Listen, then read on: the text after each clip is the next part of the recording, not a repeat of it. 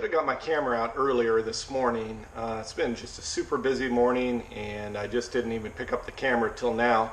Woke up about 7 o'clock and after having breakfast ran out to the step van to get ready for a 9 o'clock appointment at a mechanic. So basically we had a little bit of drama last night with doing an oil change. During the oil change, if you look back at the previous episode, I'll link it up here, you'll see that we accidentally removed the filter for the transmission fluid. And the filters look exactly the same, just a little bit longer. So we had to scramble last night. So after I finished the video last night and closed out for the night, my nephew arrived and he works for O'Reilly's and he called around and he found a replacement transmission filter. So we had to drive about 30 minutes to a nearby little town to get this filter and then drive back last night. So I got up early in the morning to install the replacement transmission filter so that I was able to drive the step van this morning down here for the appointment. So this morning was a little crazy getting out, getting the filter installed correctly. Everything's running great. So I wish I would have done a video of that because it was my very first time changing out transmission filter and putting it in, and it went flawlessly, went really great.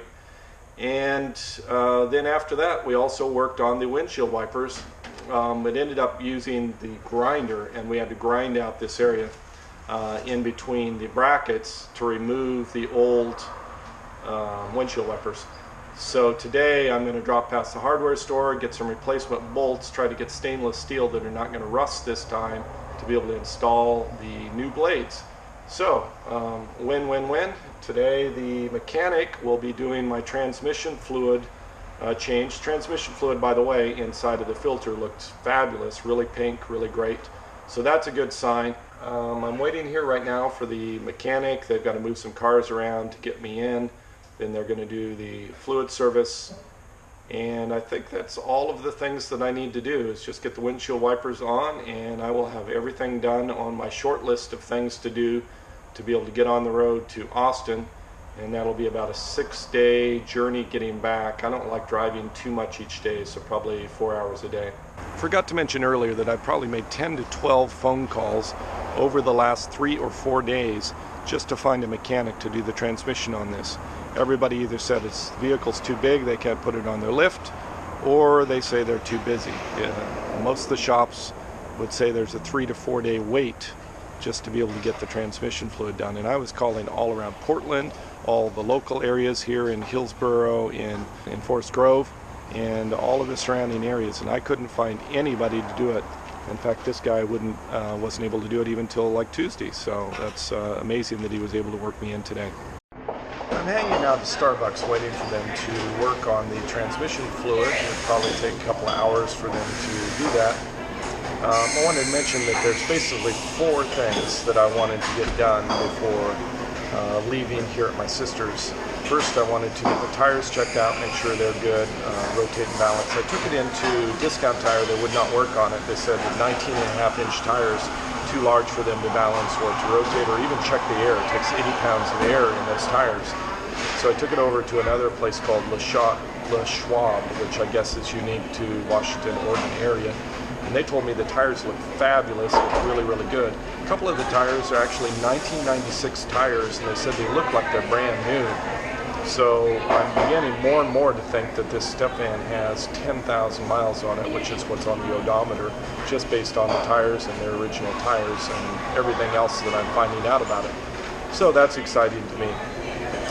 So tires all look great. They recommended that I drive them for another week or 2 because I probably have flat spots on it just from the vehicle sitting for so long, and then go in and get them rotated and balanced. They said if I do a balance now, that those flat spots will end up coming out and then they'll be out of balance. So anyway, so I'm going to drive it for another week and then do the rotate and balance. So that's the first thing I'm going to do is tires. Second was all the fluid changes. I wanted to get oil, transmission, and differential and cool it and get everything all checked out and make sure that they are all up to snuff and all good. So today with the transmission fluid, that's the last of my fluids to get fixed before my trip. Wanted to get the windshield wipers working, which we got the electronics going on that last night, and we cut off the old blades today with a grinder, and I just have to get some replacement bolts from the hardware store to mount the new blades onto the existing arms up there. And then the last thing that I wanted to have done is putting in the floor. So with the help of Merrill, we were able to put in the new subfloor. We pulled out the old aluminum brackets that were in there and put in the new subfloor. And that was done over the weekend, and that went pretty well. It went a little bit later in the night than we expected, but everything's accomplished. So basically I've got everything that I need to do on the vehicle in order to go.